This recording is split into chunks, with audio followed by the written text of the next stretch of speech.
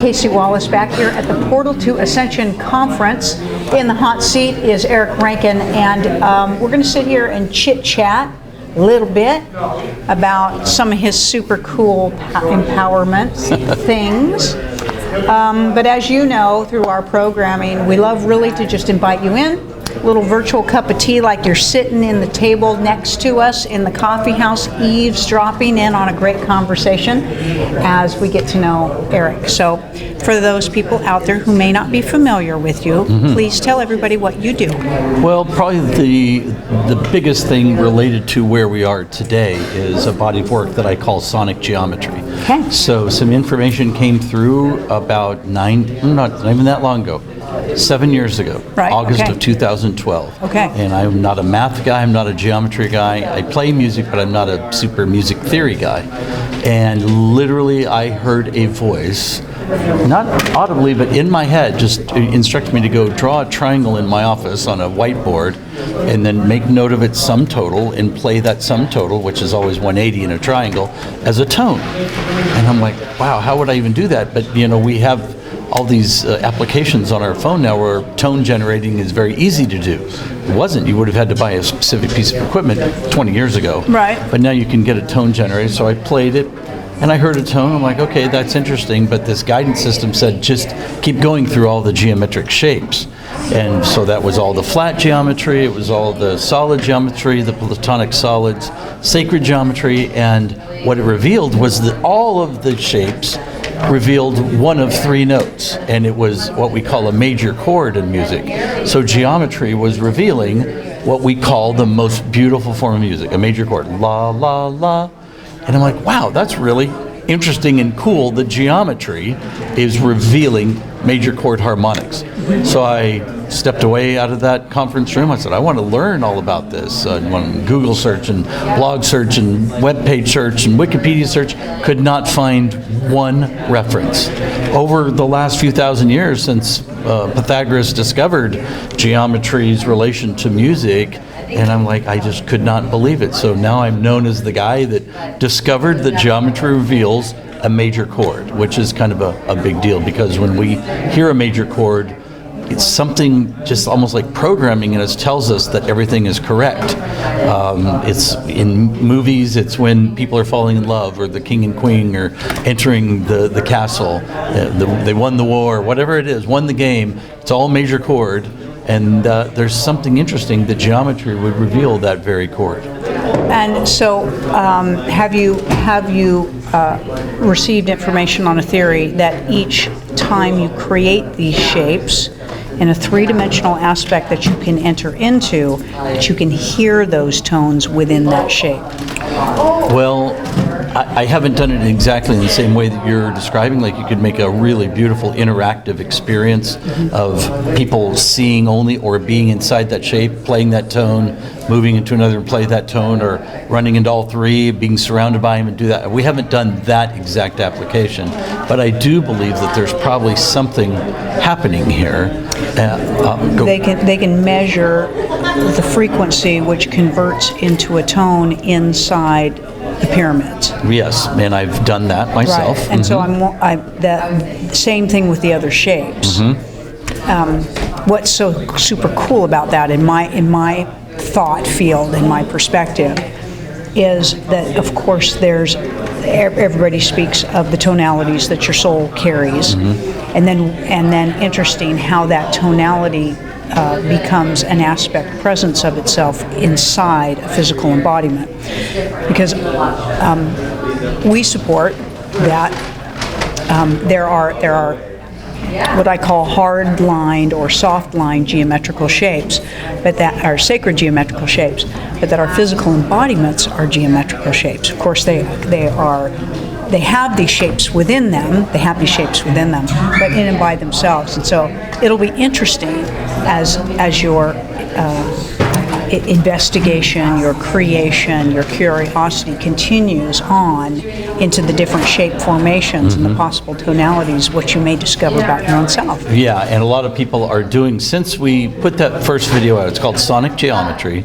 So there's 1, 2, and now there's 3, just released a couple of weeks ago. We didn't know if there would be 1,000 to 10,000. We thought 10,000 views would be amazing for this kind of informational talking head kind of video, and it's right away. In the first week it had 100,000 views, so we knew something, and there's millions now on all these videos. There's something that people are resonating with, this information. It's almost like they feel they know it. I get approached by, usually online, but my phone number and web and my email address are on the videos, and physicists, engineers, acoustical engineers, mathematicians. There's something in this information that is intriguing that we have not pondered quite yet in this way. And the big thing is, in physics, there's a certain boundary where you can go so far, whether you're Einstein or Stephen Hawking, and then you kind of are still staring at the big questions, scratching your head of, well, we don't know what first source was or any of those things. But we're learning so much more about this, and what physicists do agree on is the background field that we all exist in could be consciousness and geometry. I mean, those are almost like the two things. Like, there's been physicists who said God is the great geometer. That geometry is how everything is put together. And if that's true, and if geometry reveals harmonics, if we live in a geometric universe, we're living in a harmonic universe. It's a system trying to tell us that it works with itself very well, and the beings that participate in it, and the stars and the plants and everything else, all seem to be knowing, whether they're conscious of it or not, how they're playing a role in that. We're unique that we have free will and can think for ourselves, and we're sort of pushing against this information, or almost asleep, just unaware of the information. And now it's coming to many people in many different ways. This 432 movement that a lot of people are hearing something about is all related to this. Sure. 432 is like the key that turns the master lock, almost. Yeah. So. Yeah. And when you receive this information, so this channeling experience that you have, because I'm an intense trance channel for a group named Julius, and I remember from my own experience of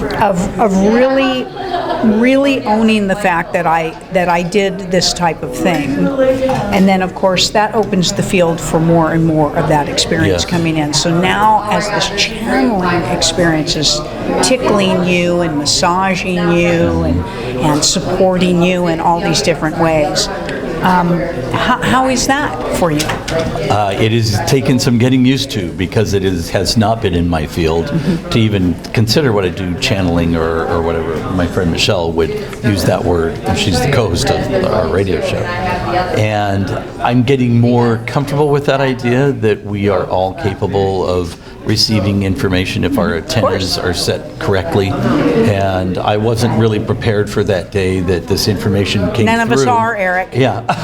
Well, that makes me feel better. None of us are, but go ahead. But I had to follow it. And once I saw how much information was there, it wasn't just the tones. There was so much information, and it was almost like numerical synchronicity, or what Joseph Campbell ended up calling mathematical mythologies. Oh, I like that. There was just number sequences that have been placed in different cultures all over the world, in their texts or the religions or their temples, and the trail always seems to go cold. You ask somebody, an adherent of any religion, why is that number meaningful to your religion? Oh, it just is, has been forever, or our founder said it was. But it's like, it seems if that number, like the number 72, that would be a tone in our system we're talking about, 72 hertz. Doubled would be 144 hertz. Just those two numbers alone probably triggering something in you. Absolutely. 72 means a lot to a lot of people. 144, 144,000 chosen ones, casing stones for the Great Pyramid of Giza, days in a Mayan timekeeping system. It's like, well, how would these cultures all see or think of or revere 144. Well, I think the application actually very possibly is back to frequency, that these are numbers that we are supposed to be playing to ourselves in certain harmonic triads, and we might get opened up in the way a plant medicine journey might open us up, that we get to see things assisting deeper, assisting our remembering process. Yes, So yes. we know that through the channelings and the teachings that we do, that one of the biggest complaints that human beings will talk about when they go on a spiritual journey is, well, why didn't we leave ourselves reminders and clues? And we're like, you did. You did. Yes. Right? Yeah. And I think that's really the interesting thing about this is these number sequences start to show up as soon as we have our first modern writing system. You know, we talk about, because there's an ancient alien aspect to this story, which makes it all the crazier, really, and I wasn't looking for that. I've been intrigued by the ancient alien theory. I watched Chariots of the Gods when it came out in the movies in 1975. I was 15 and had to get driven to the theater to see it, but I wasn't looking for that connection at all. And yet, you cannot tell this story in many aspects of it, why we measure geometry the way we do, or when we measure sound frequencies by a second. These measuring systems all come together at this moment in time, 6,000 years ago. The first written language, this math system that births geometry, which is not metric. It's based on 12s and 60s instead of 10s and 100s. And so much information came through, but also the listing of these numbers. And I'm like, there is no coincidence there. These are breadcrumbs. These are clues. And when I give my talks and workshops, I spoke here 2 days ago, it's almost like a video game where you get through a level and you get to up level, or escape rooms. In real life, we have these things called escape rooms where somebody created the environment for you to inhabit. It's a little tight and squeezed, but there's also, they wrote in clues and codes for you to apply correctly, and when you do, you get to get out and up level. I think the seeds and codes and clues were planted for us like breadcrumbs, and we couldn't have even, we didn't have, let me backtrack a little bit. 6,000 years ago, we were given the formula for what a second would be. It's 1/86,400th of a day. There are 86,400 seconds in a day. That formula was given to us 6,000 years ago. 24 times 60 times 60.